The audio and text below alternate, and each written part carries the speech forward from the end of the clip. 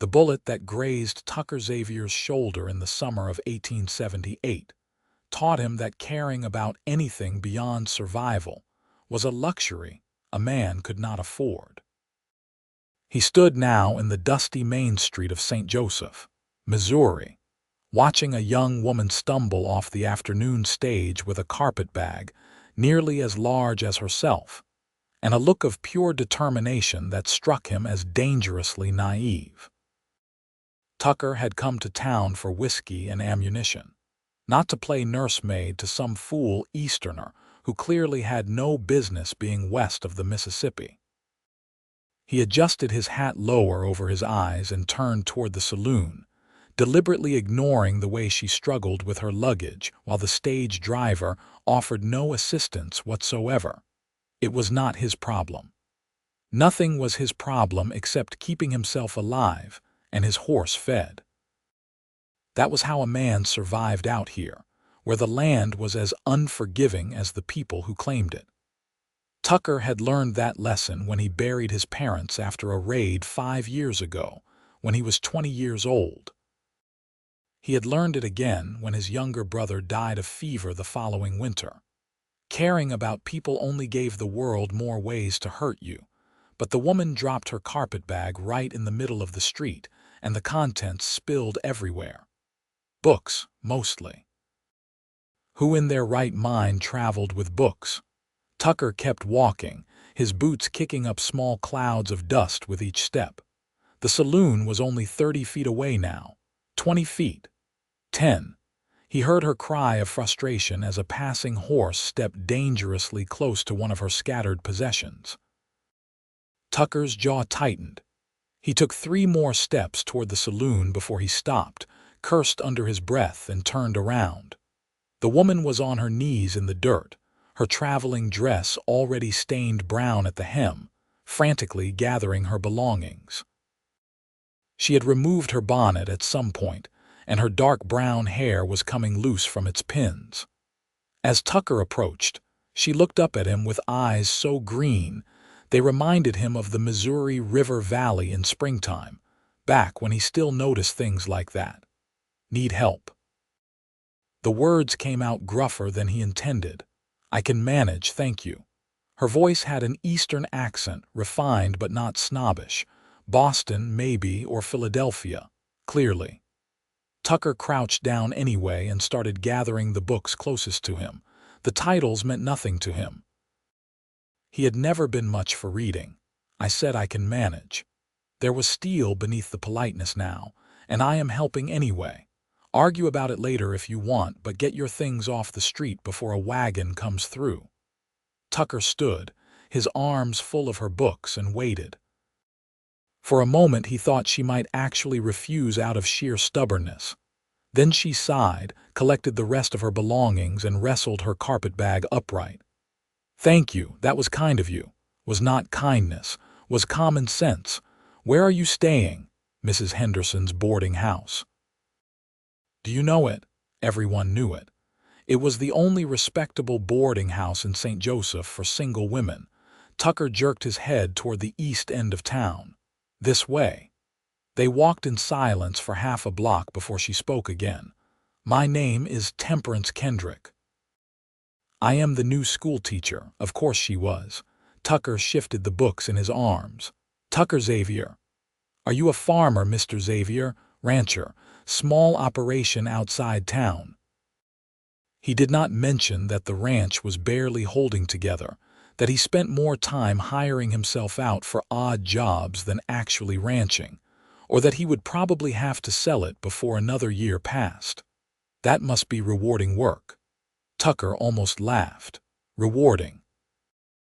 That was one way to describe the endless cycle of back-breaking labor that barely kept him fed. It is work. They reached the boarding house, a neat 2-story structure with white paint that was only slightly weathered. Tucker deposited the books on the porch and touched the brim of his hat.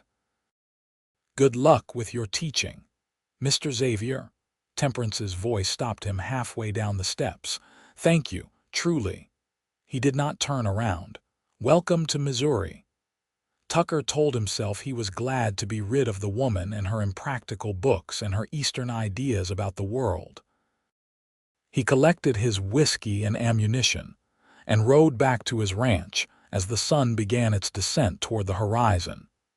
His horse, a sturdy bay gelding named Copper, seemed to sense his mood and did not fight the pace Tucker set. The ranch consisted of a small cabin, a barn that needed repairs, and about 200 acres of land that could have supported a decent herd if Tucker had the money to buy cattle. As it was, he had 12 head and 3 horses, barely enough to call himself a rancher. But it was his, paid for with money his father had saved over 20 years of hard work. Tucker would be damned before he lost it. He unsaddled Copper, checked on the other animals, and went inside to a cabin that felt emptier every time he entered it. He did not light a lamp. There was no point in wasting oil when he would just be sleeping soon anyway. Tucker ate jerky and day-old biscuits for supper, drank 2 fingers of the whiskey he had bought, and lay down on his bed without bothering to remove his boots. Sleep did not come easy. It never did. He kept seeing Temperance Kendrick's green eyes and the determined set of her jaw as she gathered her books from the dirt. She would not last 6 months out here. Women like her never did. The West had a way of breaking people who came to it with hope and Eastern sensibilities. Tucker knew he should feel sorry for her, but he did not have the energy for pity. He had used up all his softer feelings years ago. The next 2 weeks passed in their usual rhythm of work and solitude. Tucker mended fences, tended his small herd, and took a job helping build an addition onto the general store. He went into town only when necessary and kept his interactions brief. He did not see Temperance Kendrick again, though he heard that she had opened the school and already had 15 students of various ages. Then, Samuel Porter's boy broke his arm. Tucker was in the general store buying nails when Samuel came in, his face drawn with worry. "Need someone to ride out to the Kendrick woman's place. She does not live anywhere." The store owner, a grizzled man named Chester, looked up from his ledger. "She is at the boarding house. I need someone to tell her that Timothy will not be at school for a while. His arm is broken and the doctor says he needs to rest it for 6 weeks at least. The boy is beside himself. He was doing so well with his reading." Tucker focused very intently on counting nails. This was not his concern. "I would ride in myself, but I cannot leave the farm right now." "The harvest does not wait for broken bones." Samuel sounded desperate. Chester scratched his jaw. "Tucker here is headed back into town anyway." Tucker shot the store owner a look that should have set him on fire. "Was not planning on it." "Sure you were. You need to pick up that leather I ordered for you. Came in yesterday."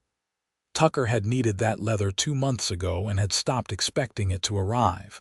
Chester knew damn well what he was doing. "Fine, I will tell the school teacher." Samuel's relief was palpable. "Thank you, Tucker. Tell her Timothy is real sorry to miss school. The boy has never liked learning so much before."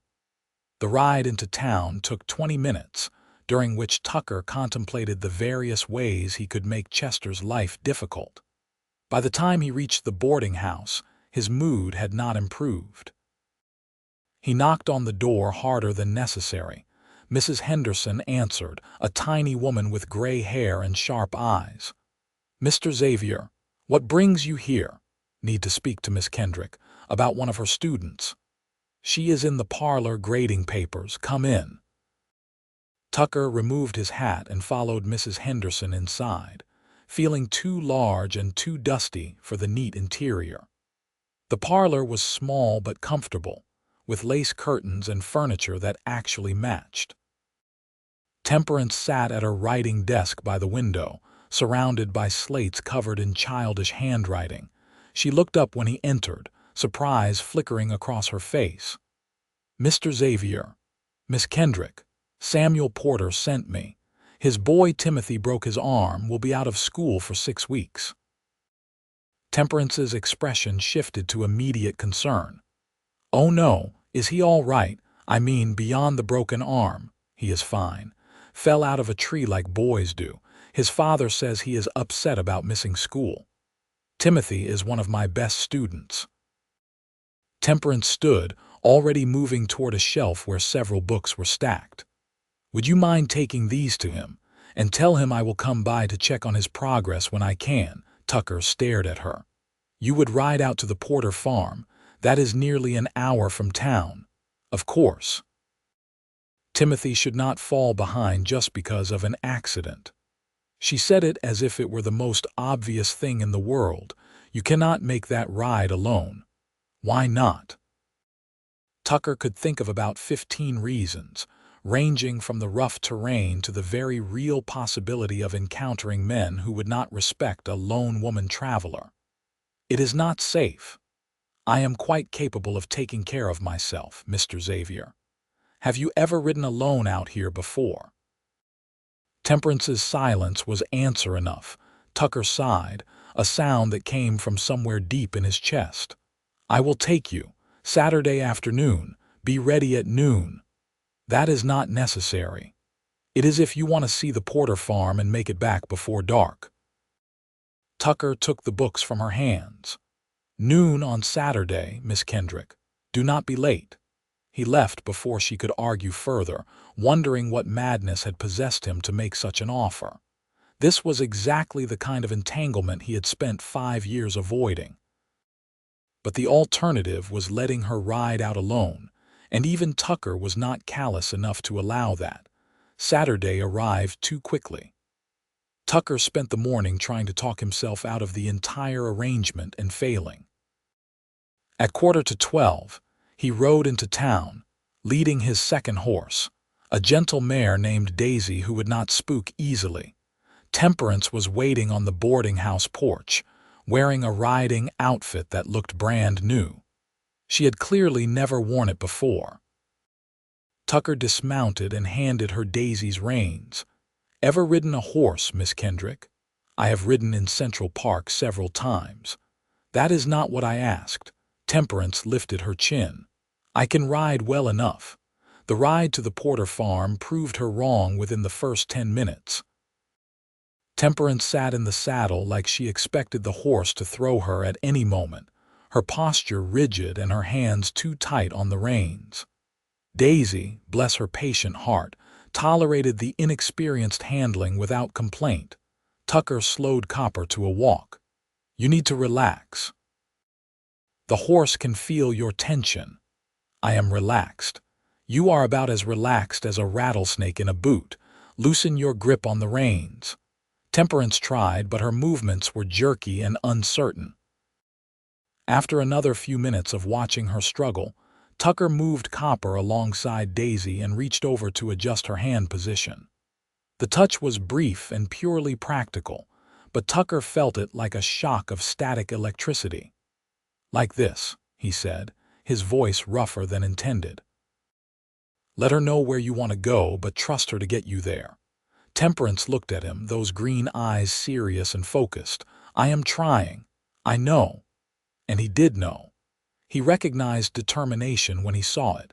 Temperance Kendrick might have been out of her depth, but she was not giving up. Against his better judgment, Tucker felt a flicker of respect.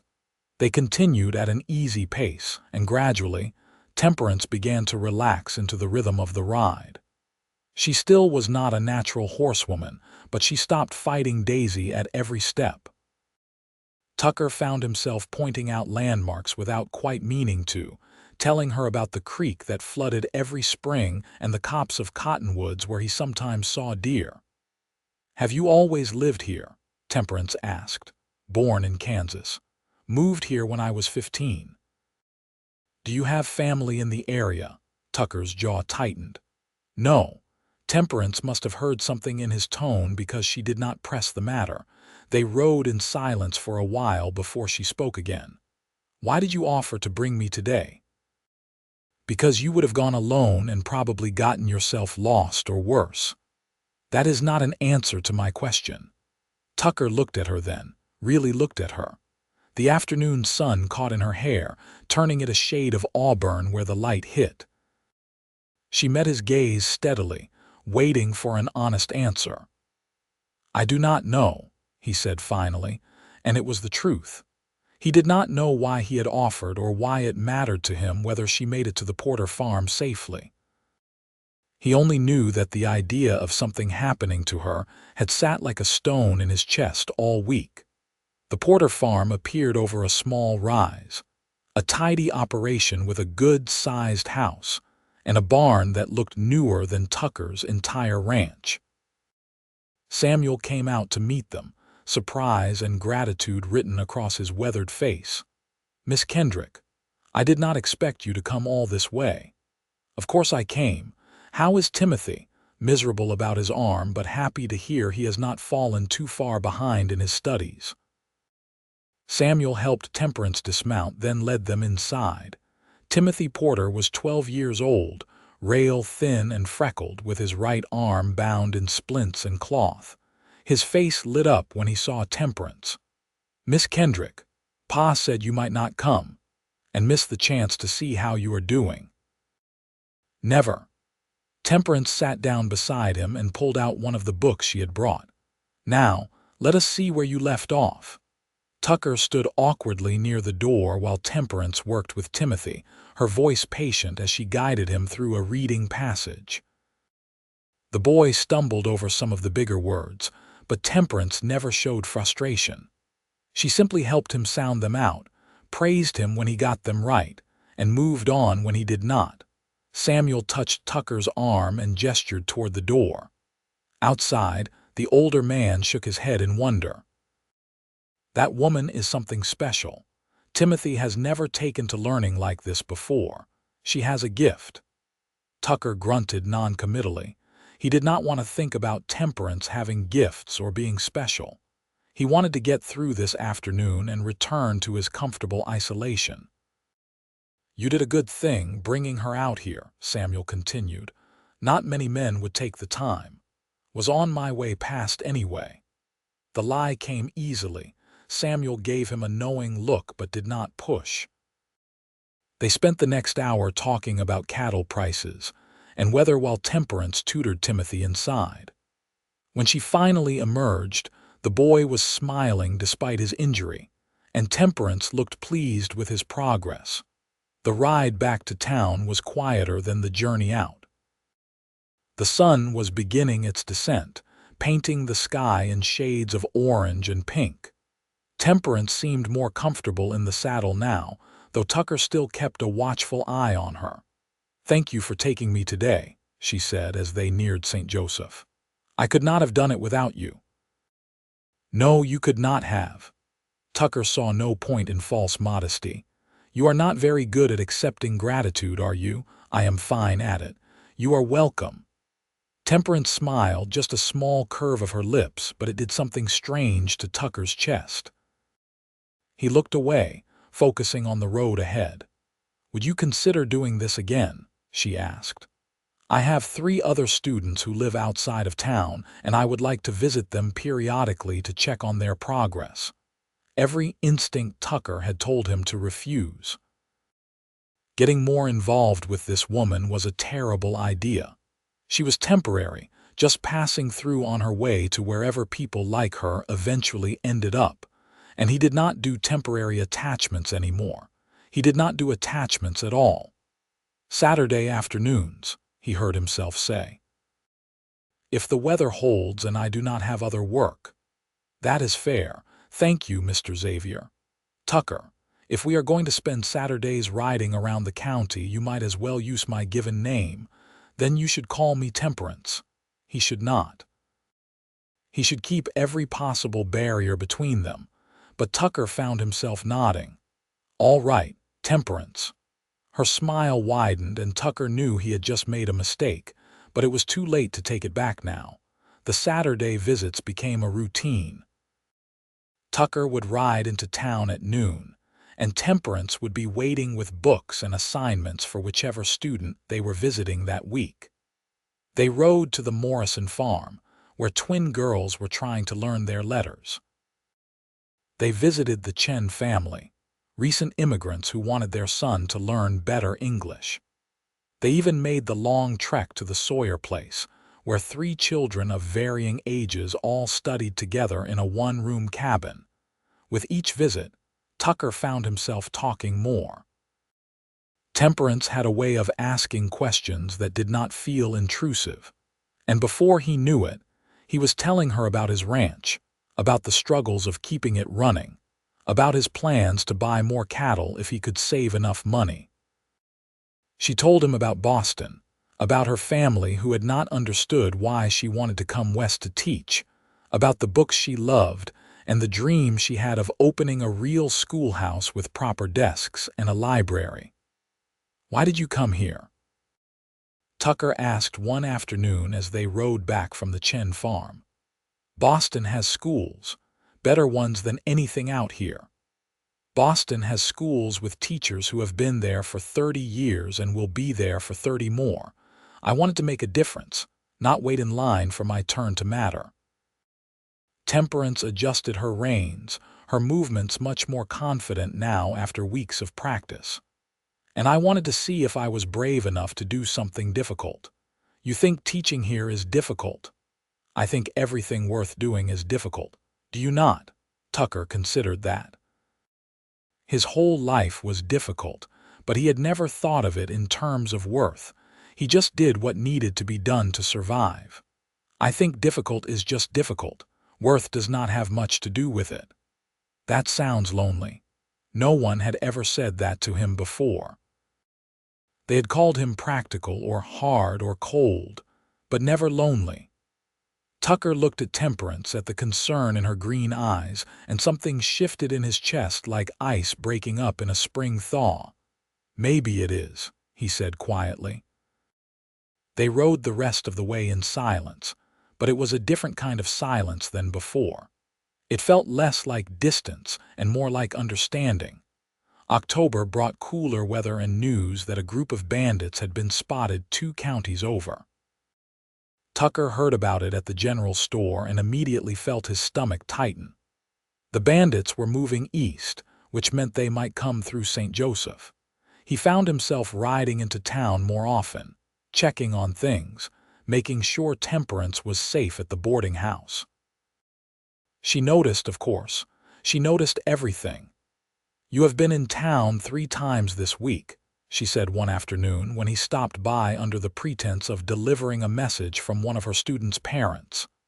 "Is something wrong?" Tucker debated lying. It would be easier. But Temperance deserved to know. "There have been reports of bandits in the area. I want you to be careful." "I am always careful. I mean more careful than usual. Do not go anywhere alone, especially after dark. And if you hear any trouble, you get inside and stay inside." Temperance studied him for a long moment. "You are worried. I am practical." "You are worried," she repeated, softer this time. "About me?" Tucker could not deny it, not with her looking at him like that. "Yes." "Why?" "Because the thought of anything happening to you makes me feel like I am suffocating," Tucker thought. "Because somewhere in the last 2 months, you have become important to me, and I did not even notice until it was too late. Because you are my responsibility on those Saturday rides," he said instead. "If something happened to you because I was not paying attention to threats, I could not live with that." It was not the whole truth, but it was all he could give her right now. Temperance seemed to understand. She reached out and touched his arm just briefly. "Thank you for watching out for me." The bandits never came to St. Joseph. They were caught 3 towns over and the threat passed. But something had changed between Tucker and Temperance. He could not name it, but he felt it in the way she smiled when she saw him, in the way he found excuses to stay longer when he brought her back from their Saturday visits, in the silence that stretched between them that felt less like emptiness and more like a conversation they were both too afraid to start. November brought the first real cold and with it, a crisis. Tucker's barn roof partially collapsed under an early heavy snow. He spent 2 days in freezing temperatures trying to repair it enough to keep his animals sheltered, working until his hands were numb and his back screamed in protest.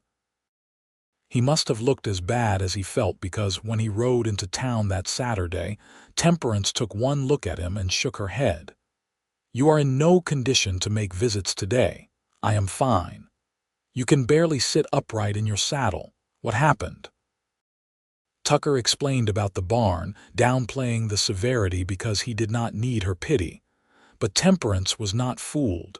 "You need help fixing it properly. Cannot afford to hire anyone right now." "Then I will help you." Tucker almost laughed.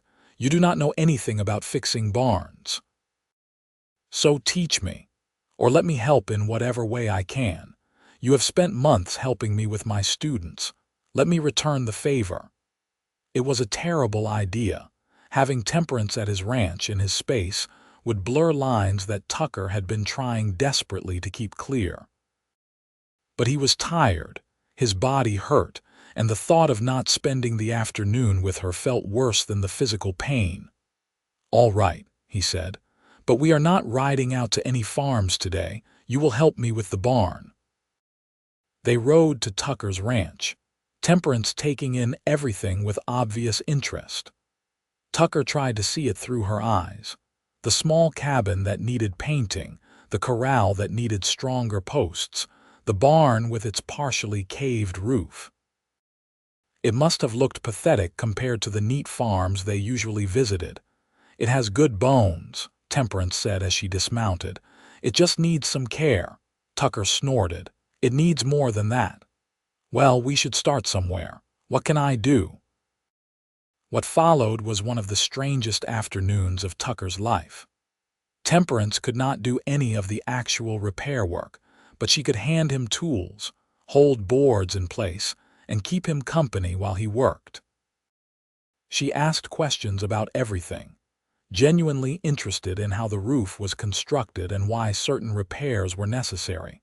At some point, Tucker realized he was teaching her the same way she taught her students, patiently, breaking down complex tasks into understandable parts. And Temperance learned quickly, anticipating what he needed before he asked for it. When the sun began to set, Tucker climbed down from the roof and assessed their progress. It was not finished, but it was better. The immediate threat to his animals was gone. "Thank you," he said to Temperance, who was brushing hay off her riding skirt. "You did not have to spend your afternoon like this." "I wanted to." She looked up at him, her face smudged with dirt and her hair falling loose from its pins. She had never looked more beautiful. "Besides, you have been spending your Saturdays helping me for months. It seemed only fair. That is different." "How?" "Because I am getting something out of those rides," Tucker wanted to say. "Because every Saturday with you is the highlight of my week. Because I have started living for those afternoons when it is just the two of us, and the open country and conversations that make me remember what it feels like to be human." "It just is," he said instead. Temperance stepped closer to him, close enough that Tucker could see the flecks of gold in her green eyes. "Tucker, can I ask you something?" His heart was beating too fast. "Sure." "Why do you act like caring about things is such a burden?" The question hit him like a punch to the gut. Tucker took a step back, needing distance. "I do not act like that. You do. You help people, you do kind things, but you always seem angry about it, like you resent yourself for being a good person." "I am not a good person." "That is not true. You do not know me well enough to say that." Temperance's expression shifted to something sad. "I know you better than you think. And I know that whatever happened to make you this way, whatever hurt you so badly that you think tenderness is pointless, it was not your fault." Tucker felt something crack inside him, something he had kept locked away for 5 years. "You do not know what you are talking about." "Then tell me. Help me understand." He should have stayed quiet. He should have helped her onto her horse and ridden her back to town and never spoken of this again. But the dam had broken, and Tucker found himself talking. "I had a family once, parents who loved me, a younger brother who followed me everywhere. We had a farm in Kansas, nothing fancy, but it was ours. Then raiders came through. They killed my parents, burned our house. I got my brother out, but he died 6 months later from fever. I could not afford a doctor." Tucker's voice was flat, drained of emotion. "I cared about them more than anything, and they still died. Caring did not save them, it just made losing them hurt more." Temperance's eyes were bright with unshed tears. "I am so sorry. I do not want your pity. That is not pity, it is compassion. There is a difference." She reached for his hand, and Tucker let her take it. Her fingers were cold from the November air, but her grip was steady. "What happened to your family was a tragedy, but shutting yourself off from caring about people is not going to bring them back. It is just making you lonely. You said that before, because it is true, and because I think you know it is true, and that scares you." Tucker looked down at their joined hands, at the way her small fingers wrapped around his larger ones. "Why do you care what I think or feel?" "Because I care about you." Temperance said it simply, like it was a fact as basic as the sky being blue. "I have cared about you for weeks now, and I think you care about me too. But you are so afraid of being hurt again that you will not let yourself admit it." She was right. Tucker had been lying to himself, pretending that the Saturdays were just obligations, that Temperance was just a responsibility. But the truth was that she had become the center of his world, the thing he thought about when he woke up and the last thing on his mind before he slept. "I do care," he said, the words feeling rusty and strange. "That is the problem." "Why is it a problem?" "Because you will leave. Women like you do not stay out here. You will get tired of the hard life, or you will miss Boston, or you will realize there are better opportunities somewhere else. And when you go, it will hurt, so it is easier to just keep my distance now." Temperance squeezed his hand. "What if I do not leave? You will." "You do not know that, I know enough." For a moment, Temperance looked frustrated, then her expression softened. "I cannot make you believe that I will stay. I can only tell you that I am not planning to go anywhere. This is my home now. These students, this town, this life, it is what I wanted when I left Boston. And you, Tucker, you are part of what makes me want to stay." Tucker's breath caught. "Temperance, you do not have to say anything right now. Just think about it. Think about the possibility that maybe, just maybe, caring about someone could be worth the risk." She released his hand and took a step toward Daisy. "We should head back before it gets dark." They rode to town in silence, but Tucker's mind was racing. Everything Temperance had said kept echoing in his head, challenging beliefs he had held for 5 years. By the time they reached the boarding house, he felt wrung out and exhausted in a way that had nothing to do with physical labor. "Tucker," Temperance looked at him from the porch, her expression uncertain, "are we all right? I did not mean to push too hard." "We are fine," Tucker said, and he meant it. "I just need some time to think." "Take all the time you need, I will be here." That was what scared him, because Tucker was starting to believe she meant it. The next week passed slowly. Tucker worked on his barn, thought about Temperance's words, and tried to figure out what he wanted. The problem was that he knew what he wanted. He wanted Temperance, wanted her laughter and her questions and her stubborn determination. He wanted Saturday afternoons that stretched into evenings, wanted to teach her more about horses and ranching, wanted to hear about her students and her dreams for the school. But wanting something and allowing himself to have it were two different things. Saturday arrived, and Tucker rode into town with his heart in his throat. He had no idea what he was going to say to Temperance, but he knew they needed to talk. To his surprise, she was not waiting on the porch. "Mrs. Henderson answered his knock, looking worried. "Mr. Xavier, thank goodness. Temperance is ill. She has been running a fever since Wednesday." Tucker's blood went cold. How bad? The doctor has seen her twice. He says it is influenza and that she needs rest and careful nursing. She has been asking for you. Can I see her? Mrs. Henderson hesitated. It is not exactly proper. I do not care about proper. Can I see her? Something in Tucker's voice must have convinced her because Mrs. Henderson nodded and led him upstairs to Temperance's room. It was small and neat, filled with books and papers. Temperance was in bed, her face flushed with fever and her eyes too bright. Tucker, her voice was hoarse. You came. He crossed the room in 3 strides and knelt beside the bed. Of course I came. How are you feeling? Like I have been run over by a wagon.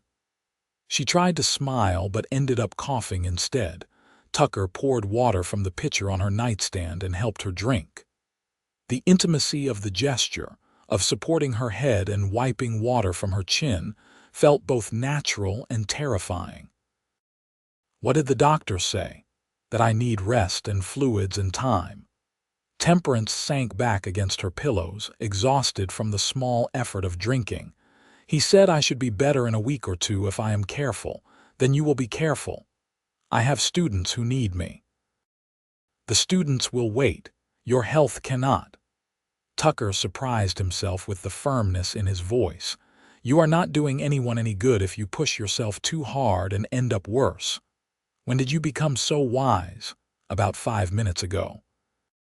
Tucker brushed a strand of hair off her forehead, the gesture tender despite his rough hands. You scared me, Temperance. When Mrs. Henderson said you were sick, I thought he could not finish the sentence. Temperance reached for his hand. I am going to be fine. It is just influenza. People die from influenza. Not me. I am too stubborn. Tucker almost laughed. That you are. They sat in silence for a moment, Tucker still holding her hand. Finally, Temperance spoke. Have you thought about what I said last week? I have thought about nothing else. And Tucker took a deep breath. This was it. He could either retreat back into safety or he could take the risk.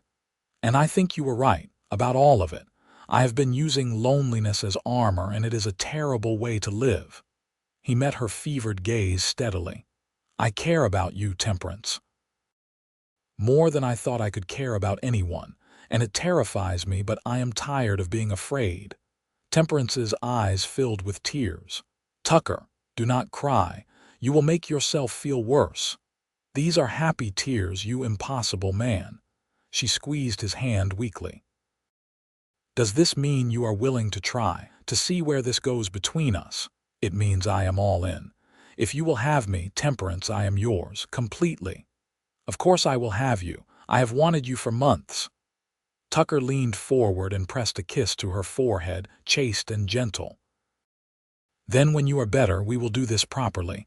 I will court you like you deserve to be courted. I look forward to it. Temperance's eyes were starting to close, exhaustion pulling her back towards sleep. Will you come back to visit? Every day until you are well. You do not have to do that, I know, but I am going to anyway. Tucker kept his word. He rode into town every day for the next 2 weeks, sitting with Temperance while she recovered, reading to her from her books when her eyes hurt too much to read herself, bringing her soup that Mrs.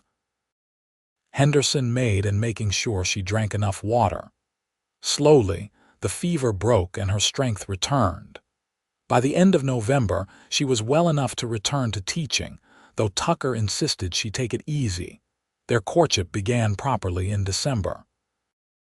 Tucker took Temperance to the church social, where half the town stared at them in surprise. He escorted her to the Christmas play her students performed, sitting in the audience with fierce pride as her teaching paid off in confident young voices reciting their lines. He brought her to his ranch on a clear Sunday afternoon and showed her his dreams for the place, the cattle he wanted to buy and the improvements he wanted to make. Temperance listened to all of it, asked intelligent questions, and offered ideas he had never considered. She did not shy away from the hard realities of ranch life or pretend it was more romantic than it was. She saw the work and the struggle, and she was not deterred. For Christmas, Tucker gave her a bound journal with blank pages. "For your thoughts," he said. "I know you like to write." Temperance gave him a new pair of riding gloves, leather ones that fit perfectly. "For your hands," she said. "So you can keep working on all those plans we discussed." They were practical gifts, born from knowing each other well enough to understand what was needed. But there was love in the practicality, in the attention to detail, in the care taken to give something useful. Tucker kissed her for the first time on New Year's Eve, as the church bells rang in 1879. It was cold enough that their breath fogged the air, but Tucker barely felt it. Temperance's lips were warm, and she kissed him back with enthusiasm that made his heart race. "I love you," he said when they finally broke apart. The words felt less scary now, more like a gift than a burden. "I love you too," Temperance replied. "I have for months." "Why did you not say anything?" "Because you needed time to figure out that tenderness was not pointless." She smiled up at him, her eyes bright in the lamplight. "But you figured it out. You taught me. We taught each other." Winter gave way to spring, and Tucker's ranch began to look less like a struggle and more like a home. He bought 3 more head of cattle with money he had saved, and Temperance helped him choose them at the market, surprising the seller with her sharp questions about breeding and health. The school year progressed, and Temperance's students flourished under her care. The town had come to love their Eastern schoolteacher, who was not afraid of hard work or long rides to help a struggling student. In April, on a Saturday afternoon ride to visit the Morrison twins, Tucker pulled his horse to a stop at the top of a hill that overlooked the valley. Temperance stopped beside him, waiting. "I want to show you something," Tucker said. He dismounted and helped Temperance down, then led her to a flat rock that jutted out slightly, giving a perfect view of the land below. "This is my favorite place. When things get hard, I come here and remember why I am doing all of this." Temperance looked out at the rolling hills, the ribbon of river in the distance, the sky so blue it almost hurt. "It is beautiful, it is. And I want to share it with you, not just this spot, but everything. My life, my struggles, my dreams. I want you beside me for all of it." Tucker reached into his pocket and pulled out a ring. It was simple, just a thin gold band with a small stone, but he had spent 2 months saving for it. "Temperance Kendrick, will you marry me?" Temperance's hand flew to her mouth, tears already streaming down her face. "Yes. Yes, Tucker, of course I will marry you." Tucker slipped the ring onto her finger, his hands shaking slightly. Then he pulled her close and kissed her thoroughly, pouring everything he felt into it. When they finally broke apart, both of them were crying. "I never thought I could have this," Tucker said roughly. "I thought I had used up all my chances at happiness." "Happiness is not a limited resource. There is always more if you are willing to reach for it." Temperance leaned her head against his chest. "And I intend to make you so happy, Tucker Xavier. You already do." They were married in June, in the small church in St. Joseph with half the town in attendance. Samuel Porter gave Temperance away, since her family had not made the journey from Boston. Tucker's hands shook as he said his vows, but his voice was steady. Temperance glowed in a simple white dress, and when the preacher pronounced them husband and wife, Tucker kissed her like he was sealing a promise. The wedding supper was a community affair, with everyone bringing dishes to share. Tucker's students, as Temperance now called them since he had taken to helping her with the older boys who needed to learn practical ranching skills, gave speeches that ranged from heartfelt to hilarious. Mrs. Henderson cried through the whole thing. Even Chester from the general store got misty-eyed, though he tried to hide it. As the sun set, Tucker and Temperance rode to his ranch, their ranch together. Tucker had spent the last month fixing up the cabin, adding a proper bedroom and making repairs to the roof. It was not fancy, but it was clean and sturdy and theirs. That night, Tucker held his wife close and marveled at how much his life had changed in less than a year. The man who had thought tenderness was pointless had discovered that it was actually everything. Love had become his greatest purpose, the thing that made all the hard work and struggle worthwhile. "What are you thinking about?" Temperance asked sleepily, her head on his shoulder. "How wrong I was, about everything." "You were not wrong about everything. Just about thinking you had to be alone." Tucker kissed the top of her head. "I am glad I was wrong about that. So am I." The years that followed were not easy, but they were good. Tucker and Temperance built their life together, brick by brick and day by day. The ranch grew slowly but steadily. Temperance continued teaching during the school year, riding out with Tucker on weekends to visit students who needed extra help. They became a fixture in St. Joseph, the cowboy and the schoolteacher who had found each other against all odds. In the spring of 1880, Temperance discovered she was pregnant. Tucker nearly fell off his horse when she told him during one of their Saturday rides. "Are you sure?" "The doctor confirmed it yesterday. We are going to have a baby, Tucker." Tucker dismounted immediately and pulled Temperance down from her horse, holding her carefully like she might break. "We are going to have a baby," he repeated, wonder in his voice. "Are you happy?" "I am terrified and thrilled in equal measure." Tucker pulled back to look at her face. "What if I am not a good father? What if I make mistakes?" "You will make mistakes. All parents do, but you will love this child, and that is what matters most." Temperance took his face in her hands. "You have so much love in you, Tucker. You just needed someone to help you remember how to show it. You helped me do more than remember. You taught me it was possible again." Their son was born in November, a healthy baby with Tucker's dark hair and Temperance's green eyes. They named him James after Tucker's father. Tucker cried when he held his son for the first time, overwhelmed by the flood of love and fear and hope that came with fatherhood. "Hello, James," he whispered. "I am your father, and I promise to do my best by you. I promise to teach you everything I know and to love you no matter what. And I promise to show you that tenderness is not pointless. It is the whole point." Temperance, exhausted but happy, smiled at her husband and son. "He is perfect. He is, because he is ours."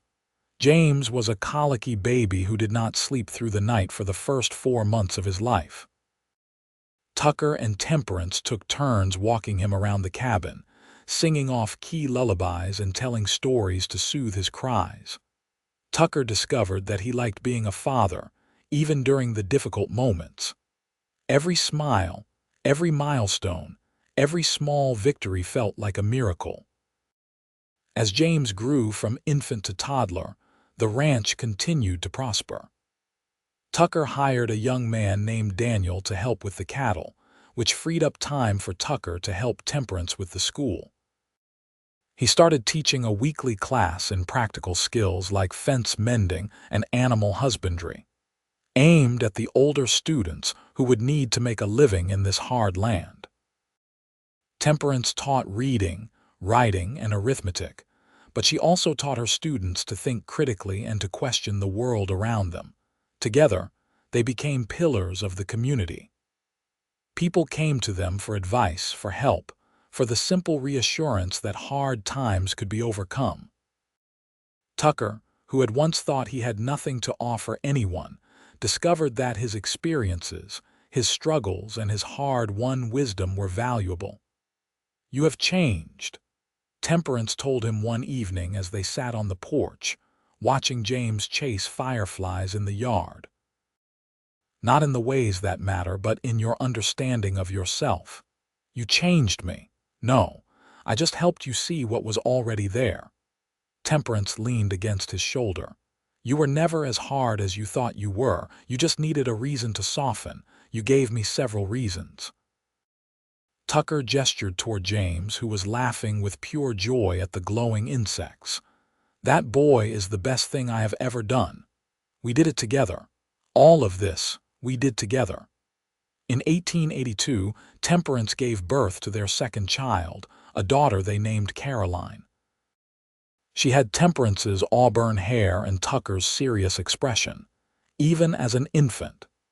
James, now nearly 2, was fascinated by his baby sister and insisted on helping with everything from diaper changes to feeding times. The cabin had grown too small for their expanding family, so Tucker spent the summer of 1883 building an addition, 2 more bedrooms and a larger kitchen. Daniel helped, along with several neighbors who showed up without being asked, because that was what community meant out here. You helped each other because everyone needed help sometimes. Temperance was pregnant again by the end of 1883, and their third child, another son they named Henry, was born in the summer of 1884. The ranch now had 20 head of cattle, 5 horses, and enough land under cultivation to feed the family and sell the surplus. It was not wealth, but it was stability, something Tucker had never thought he would achieve. You ever regret it? Tucker asked Temperance one night after they had finally gotten all 3 children to sleep. Leaving Boston for this life. The hard work, the isolation, the constant struggle, Temperance looked at him like he had lost his mind. Not for a single moment. Do you? Regret what? Letting me into your life, taking the risk to love again. Tucker pulled her close. That was the best decision I ever made. You and these children, this life we have built, it is everything I never knew I needed. Good, because you are stuck with us now.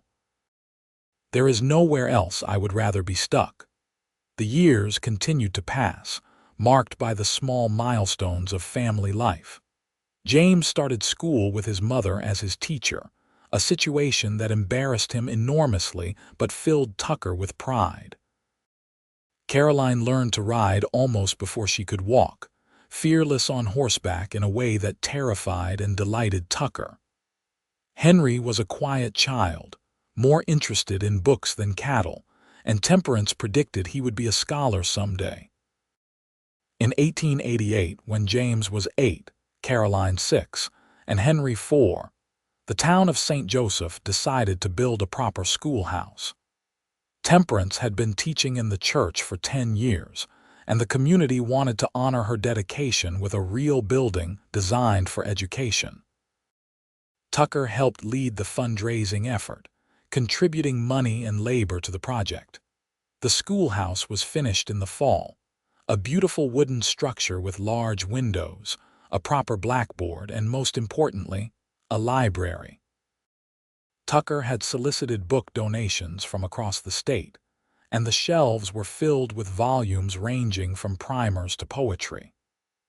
On the day of the dedication, Temperance stood before the assembled community and cried as she thanked them for believing in education and in her. 10 years ago, I came to St. Joseph with nothing but hope and a carpetbag full of books, she said. I did not know if I would be accepted, if I could make a difference, or if I was strong enough for this life.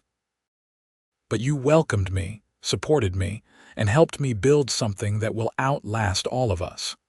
This school is not just mine. It belongs to every family who sent their children to learn, to every student who struggled with their letters and persevered, to every person who believes that education can change lives.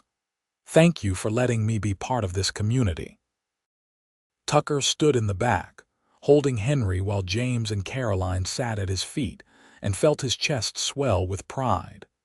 This was his wife, the woman who had taught him that tenderness was not a weakness but a strength. She had transformed not just his life but an entire community. After the ceremony, as people mingled and admired the new building, Samuel Porter approached Tucker. You did good, bringing her here that first time. I did not bring her. I just made sure she did not get lost on the way to your farm. Same thing. Samuel clapped him on the shoulder. You Xavier boys are doing all right. Your pa would be proud. It was the first time in years that someone had mentioned Tucker's father, and instead of the usual sharp pain of loss, Tucker felt a warm glow of connection. "Thank you. That means a lot. I mean it. You turned that struggling ranch into something solid. You have got a fine family, and you are still one of the best men I know."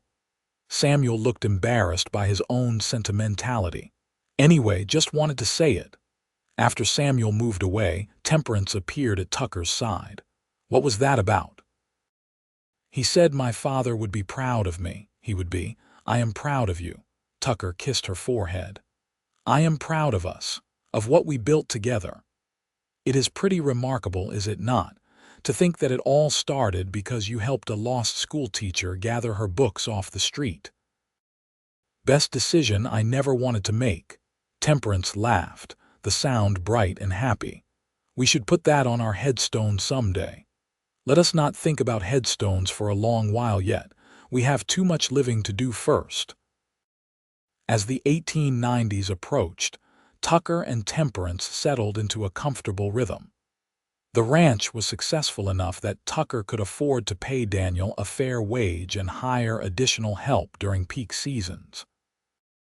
Temperance continued teaching, though she had several assistant teachers now to help manage the growing number of students. Their children thrived, each developing their own distinct personalities and dreams.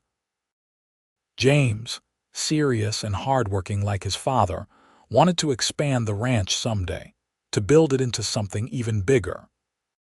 Caroline, wild and free-spirited, announced at age 10 that she wanted to be a veterinarian, a goal that seemed impossibly ambitious until Temperance found a female veterinarian in Kansas City and started corresponding with her about Caroline's education.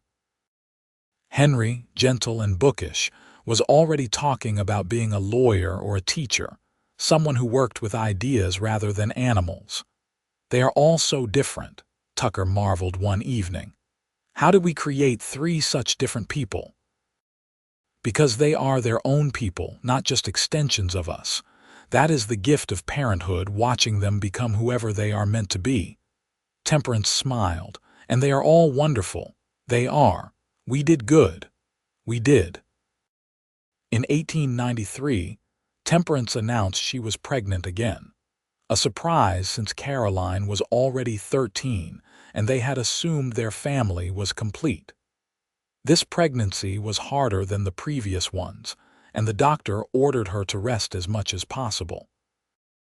Tucker took over many of her household duties, learning to cook and clean and manage the children's schedules with the same dedication he brought to ranching.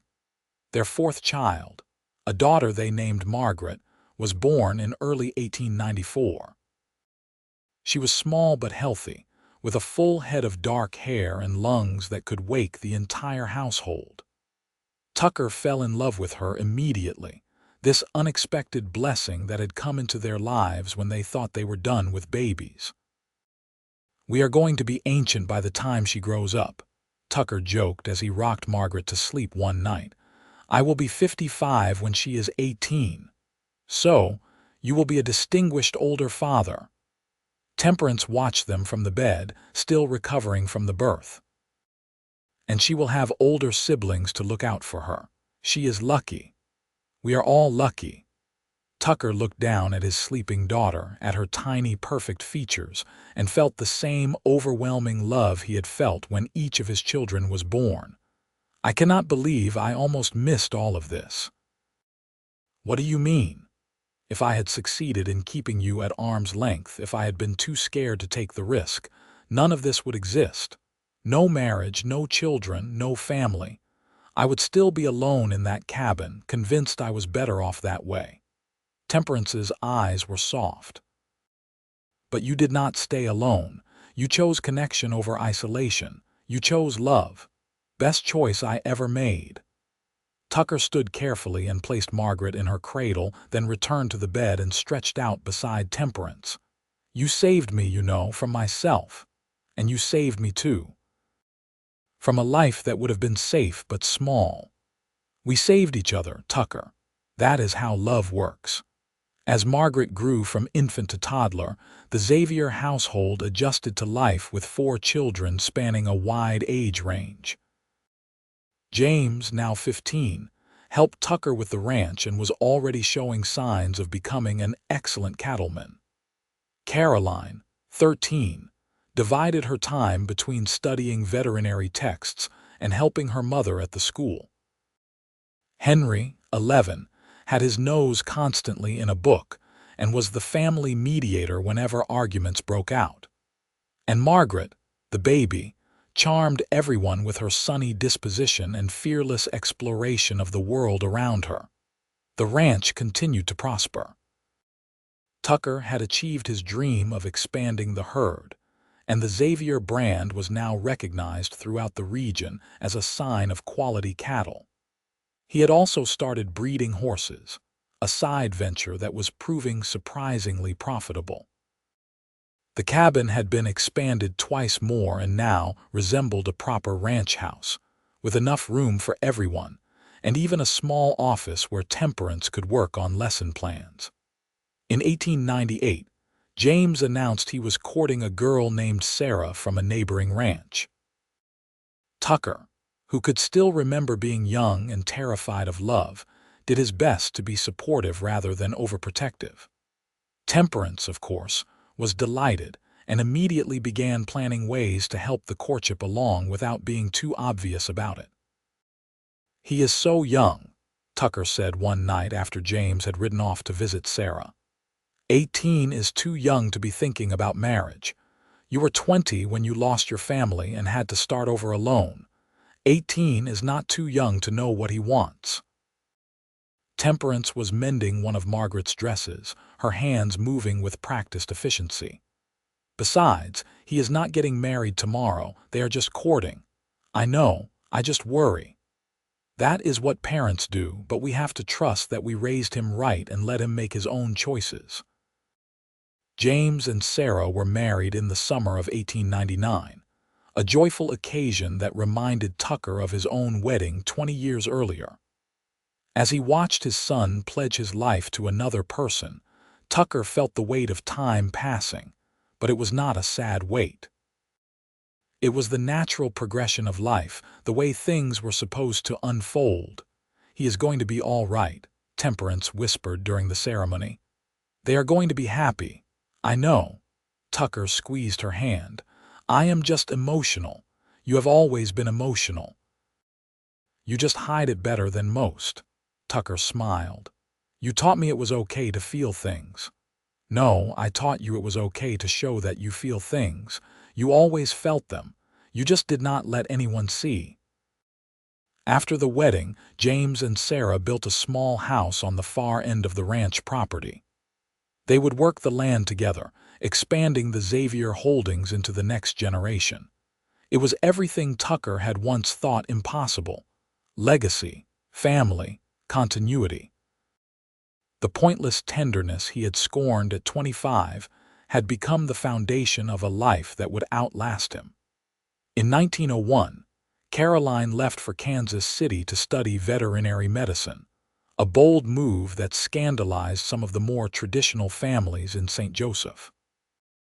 But Tucker and Temperance supported her completely, giving her the money they had been saving for emergencies and their blessing to chase her dreams. "She is so brave," Temperance said as they watched Caroline's train disappear into the distance. "Braver than I was at her age. She learned it from you. You were brave enough to come out here alone, to teach in a place where no one knew you, to give your whole heart to a broken cowboy who did not think he deserved love." Tucker wrapped his arm around Temperance's shoulders. "Caroline gets her courage from both of us." Henry continued his education, eventually becoming a teacher himself and taking a position at the school his mother had built. He brought new ideas and methods, modernizing the curriculum while respecting the foundation Temperance had laid. Working together, mother and son made the St. Joseph School one of the best in the region. Margaret, the baby of the family, grew into a bright and curious child who showed talent in both music and mathematics. Tucker bought her a piano in 1903, a wild extravagance that required hiring a wagon to transport it from the city, but the joy on Margaret's face when she played her first chords made it worth every penny. "You spoil her," Temperance said, though she was smiling. "I spoil all of you. It is my privilege as a husband and father. When did you become such a romantic? The moment I admitted I loved you. It has been downhill ever since." Temperance laughed and kissed him. "I am glad for it." In 1905, James and Sarah announced they were expecting their first child, making Tucker and Temperance grandparents for the first time. Tucker was 49 years old now, his hair beginning to gray at the temples and his body bearing the marks of decades of hard physical labor. But he felt younger than he had at 25, when he had been convinced life held nothing more for him than solitary survival. "Grandfather," he said, testing the word. "That is going to take some getting used to. You will be wonderful at it." Temperance, at 45, had laugh lines around her eyes and threads of silver in her auburn hair, but Tucker thought she was more beautiful than ever. "You were wonderful at being a father. Grandfathering will come naturally." The first grandchild, a boy named Tucker James after his grandfather and father, was born in early 1906. Tucker held the baby with the same wonder he had felt holding his own children, amazed at the continuation of family, the way love multiplied rather than divided. "Hello, little man," he whispered. "I am your grandfather, and I am going to teach you everything I know about ranching and horses and how to treat people with kindness. And most importantly, I am going to teach you that loving people is not pointless. It is the most important thing you will ever do." Baby Tucker yawned and gripped his grandfather's finger with surprising strength. Tucker felt tears sting his eyes, overwhelmed by the gift of this moment. 28 years ago, he had been convinced his life was over, that he had nothing left to give or receive. Now he stood in his son's house, holding his grandson, surrounded by the family he had built with Temperance, and he understood that the cowboy who had thought tenderness was pointless had been wrong about everything. Tenderness had become his greatest purpose. It was the foundation of his marriage, the core of his parenting, the reason he got up every morning and worked the land and helped his neighbors and invested in his community. Love had transformed him from a man who was merely surviving into a man who was truly living. "What are you thinking about?" James asked, watching his father with his son. "How lucky I am. How wrong I was about so many things when I was your age." Tucker looked at James, this grown man who had once been a baby in his arms. "And how grateful I am that your mother was stubborn enough to not give up on me." "She is pretty stubborn," James agreed. "It is one of her best qualities. One of many." Tucker and Temperance's 50th birthdays, celebrated in 1907 and 1908 respectively, were major events in St. Joseph. The town threw them a joint party, recognizing their contributions to the community over 3 decades. There were speeches and gifts, stories and laughter, and through it all, Tucker held Temperance's hand and marveled at the life they had created. Caroline returned from Kansas City for the celebration, now Dr. Caroline Xavier, one of only a handful of female veterinarians in the country. She had established a practice and was making a name for herself, but she still came home for important occasions. Henry was there with his wife, a teacher he had met at a conference in Springfield. Margaret, now 14, played piano for the party, her fingers dancing across the keys with practiced grace. And of course, James and Sarah were there with little Tucker, who was toddling around and getting into everything, much to his grandfather's delight. "Look at what we made," Temperance said, surveying the crowded hall filled with family and friends. "Not bad for a stubborn schoolteacher and a reluctant cowboy. Not bad at all," Tucker kissed her temple. "Thank you for not giving up on me. Thank you for letting me in."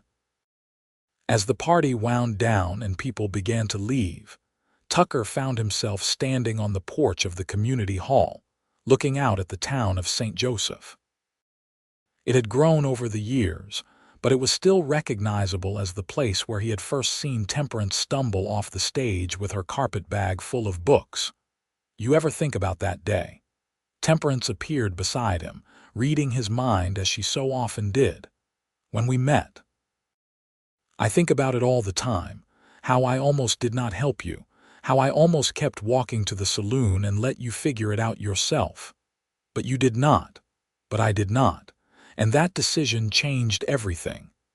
The best decisions are often the ones we make without realizing their importance. Temperance leaned against him. I had no idea that the gruff cowboy helping me with my books would become the love of my life. And I had no idea that the naive schoolteacher would teach me how to live again. Tucker wrapped both arms around Temperance, holding her close. But I am glad we figured it out. Me too. They stood together in the gathering darkness, watching the lights of St. Joseph flicker on one by one, and Tucker thought about the journey that had brought him here. From loss and isolation to love and community. From believing tenderness was pointless to understanding it was the whole point. He was 51 years old, a husband, a father, a grandfather, a rancher, and a man who had learned that being vulnerable was not weakness but the greatest strength of all. "I love you," he told Temperance, the words as easy now as breathing. "Then, now, and always." "Always," Temperance echoed. "That is a good promise. It is the only promise that matters." They stayed on the porch until the last guests departed, until their children rounded up Margaret and headed home, until it was just the two of them and the quiet Missouri night. Then Tucker helped Temperance into their wagon, and they rode home to the ranch where their story had truly begun, where a broken cowboy had learned to be whole again, where love had proven itself not pointless but essential. The years that followed were gentler. Tucker and Temperance, now in their 50s, began to slow down, not from decline but from the earned right to savor life rather than rush through it. The ranch was thriving under James's management, with Tucker providing guidance but no longer doing the most demanding physical labor. Temperance had stepped back from daily teaching, though she still worked with Henry at the school and mentored young teachers who came to St. Joseph. They spent more time together, Tucker and Temperance, riding out to their favorite spots not to visit students but simply to enjoy the land they had loved for so long. They read together in the evenings, books from Temperance's ever-growing library.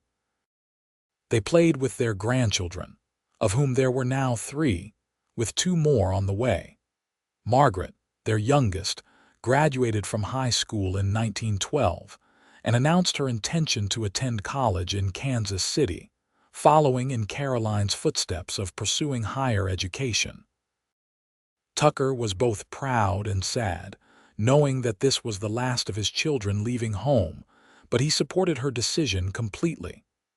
"The house is going to be quiet," he said to Temperance after they had seen Margaret off on the train. "We will finally have time to ourselves again." Temperance smiled. "Remember when it was just the 2 of us, before children and grandchildren and all the beautiful chaos? I remember. It was good. This will be good too, different but good." And it was. Tucker and Temperance rediscovered each other in the quiet house, finding joy in simple routines and deep conversations. They traveled a bit, something they had never had time for before, visiting Caroline in Kansas City and taking a trip to Denver to see the mountains Temperance had always wanted to see.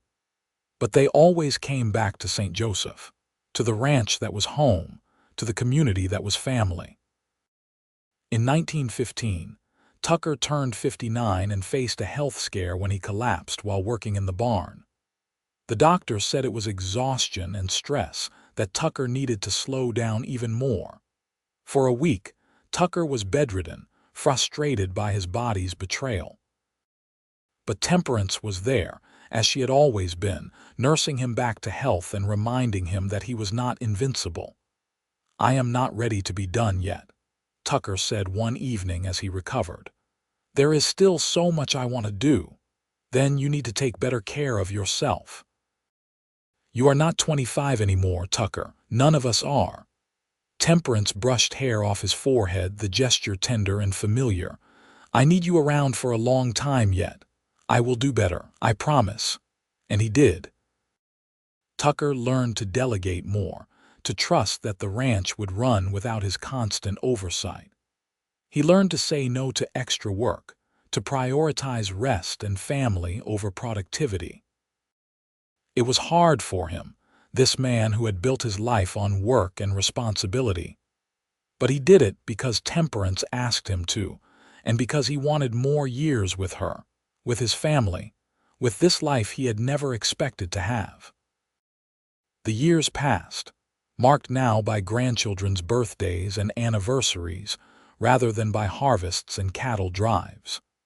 Tucker and Temperance celebrated their 40th wedding anniversary in 1919, surrounded by 4 children, 7 grandchildren, and what felt like the entire town of St. Joseph. It was a joyful day, full of stories and laughter and love. 40 years, Tucker said during his speech at the party. "When I married this woman, I did not think I would survive 1 year, let alone 40. I was convinced I did not know how to be a husband, that I was too broken to build a life with someone. But Temperance proved me wrong. She taught me that love is not something you are born knowing. It is something you learn day by day, choice by choice. She taught me that tenderness is not weakness but strength, that vulnerability is not dangerous but necessary, that opening your heart to someone is the bravest thing you can do." Tucker looked at Temperance, his eyes wet with tears. "Thank you for 40 years of teaching me how to love." "Here is to 40 more." The crowd cheered, but Tucker only had eyes for Temperance, who was crying openly and smiling so wide it looked like it hurt. "I love you," she mouthed. "I love you too." They danced that night, Tucker and Temperance, moving slowly to music played by Margaret and a small band. Tucker's knees ached and his back was stiff, but he held his wife close and thought about all the dances they had shared, all the moments both grand and small that had made up their life together. "Are you happy?" Temperance asked, her head on his shoulder. "Happier than I ever thought possible." So happy I could burst." She pulled back to look at him. "We did good, Tucker. Look at what we built." Tucker looked around the crowded hall, at children and grandchildren, at friends and neighbors, at the life that had sprouted from one choice to help a struggling woman with her books. "We did amazing." The 1920s brought more changes. Caroline married a fellow veterinarian and moved permanently to Kansas City, though she visited often. Henry took over as principal of the school when the previous principal retired, continuing the family tradition of educational leadership in St. Joseph. Margaret, after finishing college, returned home and opened a music school, teaching piano and voice to children throughout the region. And James, their firstborn, continued to expand the ranch, making it one of the most successful operations in Missouri. He often consulted Tucker on major decisions, valuing his father's wisdom even as he charted his own course. Tucker was 65 in 1921, officially an old man, though he did not feel old. He felt lucky. Lucky to have lived this long, lucky to have built this life, lucky to wake up every morning next to the woman who had changed everything. Temperance was 63, her hair fully gray now, her movements slower than they once were.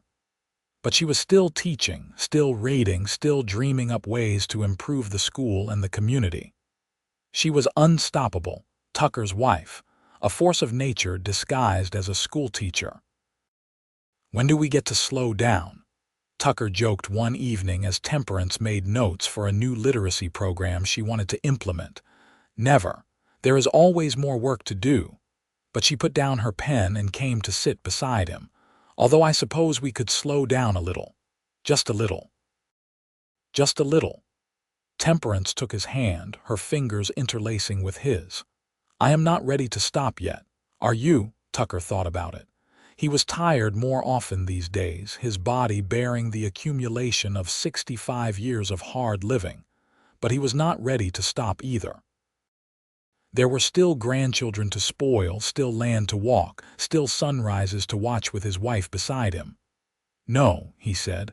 I am not ready to stop. Good, because I have plans for us. Tucker laughed. Of course you do. In 1923, Tucker and Temperance became great-grandparents when James's oldest son, Tucker James, married and had a daughter of his own. Holding that tiny baby, the great-granddaughter who carried his name into the fourth generation, Tucker was overwhelmed by the weight of time and legacy. Look at what we started, he said to Temperance, who was crying as she watched him with the baby. One decision to be kind, one choice to love despite the fear, and now there is this. A whole family tree that would not exist if I had kept walking that day. It is beautiful, is it not? The way love multiplies. It is more than beautiful. It is everything. As they entered their 70s, Tucker and Temperance finally truly slowed down. They spent their days mostly at the ranch, tending a large garden and entertaining the constant stream of children, grandchildren, and great-grandchildren who came to visit. The house that had once felt too small was now often too full, bursting with life and noise and love. Tucker's health declined slowly but surely. His heart was not what it once was, and his doctor cautioned him against too much exertion. But Tucker was stubborn, still riding Copper's grandson on good days, still helping in the garden, still refusing to act like he was dying even though they both knew his time was limited. I am not ready to leave you, he told Temperance one night in 1928. They were both 72 years old now, married for 49 years. I want at least another 49. That would make us both 121 years old.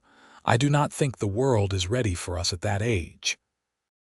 But Temperance was holding his hand tightly, her eyes betraying her fear. I am not ready for you to leave either. Then I will stay as long as I can. Promise, promise. Tucker kept that promise for another year. In the summer of 1929, on a perfect August day with blue skies and a gentle breeze, Tucker suffered a massive heart attack while sitting on the porch with Temperance. He died in her arms, his last words being, I love you. Thank you for teaching me how. Temperance held him as he passed, tears streaming down her face, and whispered back, Thank you for learning. Thank you for being brave enough to love me. The funeral was enormous, hundreds of people coming to pay their respects to the man who had been a pillar of St. Joseph for 5 decades. But it was the family who gathered closest. 4 children and their spouses, 23 grandchildren, and 8 great-grandchildren, all products of the love Tucker and Temperance had shared. James gave the eulogy, his voice breaking as he spoke of his father's journey from broken cowboy to beloved patriarch. My father believed, for a long time, that tenderness was pointless, that caring about people only led to pain, but my mother taught him differently. She taught him that love was worth the risk, that vulnerability was strength, that family was everything. And my father learned. He learned so well that he built this. James gestured to the assembled crowd. All of us, we exist because he was brave enough to change, because he was wise enough to listen, because he loved with everything he had. That is his legacy. Not the ranch, not the land, but the love. Temperance sat in the front row, supported by Margaret on one side and Caroline on the other, and listened to her son speak. She was proud of James, proud of all her children, proud of the life she and Tucker had built together. But she was also heartbroken, missing her husband with an ache that felt like it would never heal. After the funeral, after everyone had gone home and the house was quiet, Temperance sat alone on the porch where Tucker had died. She looked out at the land they had worked together, the ranch they had built, and she let herself cry for everything she had lost. But she also let herself remember everything she had gained. 51 years of loving Tucker Xavier, of watching him transform from a guarded, lonely man into a warm, open father and grandfather. 4 children who were making their own marks on the world. Dozens of grandchildren and great-grandchildren who carried forward the lessons Tucker and Temperance had taught. A community that was better because they had been part of it. It was more than most people got in a lifetime. It was more than Tucker had thought possible when they first met. "We did good," Temperance whispered to the empty air, hoping Tucker could somehow hear her. "We took your broken heart and made it whole again. We took my dreams and made them real. We built something beautiful together." The breeze picked up, rustling the leaves of the cottonwood tree Tucker had planted when James was born. Temperance chose to believe it was Tucker's way of answering her, of saying goodbye, of promising that their love had not ended just because death had separated them. Temperance lived for another 15 years, dying peacefully in her sleep at the age of 87 in 1944. In those years, she continued teaching in various capacities, mentored countless young people, and remained the heart of the Xavier family. She never remarried, content with the knowledge that she had experienced a love that most people never found. She was buried next to Tucker, their headstones side by side, under the cottonwood tree that had grown tall and strong. The inscription on her stone read, "She taught him that love was the point." On Tucker's, it said, "He learned, and it changed everything." Their children lived long, productive lives, carrying forward the lessons of kindness and resilience they had learned from their parents. The ranch stayed in the family for generations, a testament to Tucker's hard work and vision. The school that Temperance had built continued to serve St. Joseph, expanding and modernizing but never forgetting its roots. And in family stories passed down through the years, the tale of Tucker and Temperance became legend. The cowboy who thought tenderness was pointless, and the schoolteacher who proved him wrong. It was a story about transformation, about the power of love to heal old wounds and create new possibilities. It was a story about taking risks, about being vulnerable, about choosing connection over isolation. But most of all, it was a story about how the most important purposes in life are often the ones we never expected to find. Tucker Xavier had spent his youth believing that tenderness was pointless, that caring about people was a liability rather than a gift. Then Temperance Kendrick had stumbled into his life with her carpet bag full of books and her determination to make a difference, and everything changed. Because love had become Tucker's greatest purpose, the thing that gave meaning to every difficult day and joy to every small victory. And in learning to love Temperance, to open his heart to their children, to invest in his community, Tucker had discovered that the pointless thing he had scorned was actually the only thing that truly mattered. Years after both Tucker and Temperance had passed, their great-great-grandchildren would gather at the ranch for reunions, running through the same fields their ancestors had worked, swimming in the same creek Tucker had once shown Temperance. They would hear the stories of how it all began, how a gruff cowboy helped a struggling schoolteacher and accidentally found the love that would define generations. And they would understand, these children who had never known Tucker or Temperance personally but who carried their legacy forward, that love was never pointless. It was the point of everything. It was why families existed, why communities thrived, why life was worth living even when it was hard. Tucker Xavier had learned that lesson slowly, fighting it every step of the way. But once he learned it, once he accepted that tenderness was not weakness but strength, he had lived it fully. He had loved Temperance with everything he had. He had been the father his children needed. He had built a legacy that lasted far beyond his 73 years. And that was the greatest success any person could hope for. Not wealth or fame, but love that echoed through generations, teaching each new child that caring about people was never pointless. It was the whole point, the beginning and end of everything that mattered.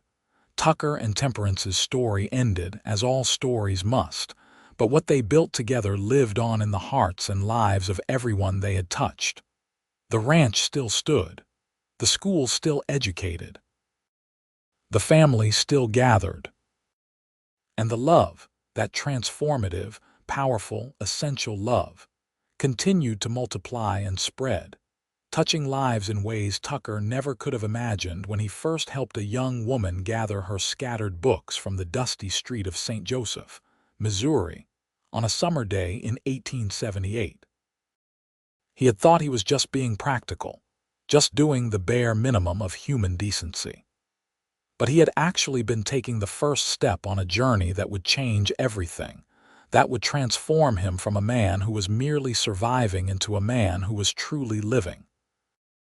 And in the end, that was what made the story beautiful. Not the grand gestures or the dramatic moments, but the simple choice to be kind, to stay open, to love despite the fear. Because Tucker Xavier had learned what so many people never do, that tenderness is never pointless.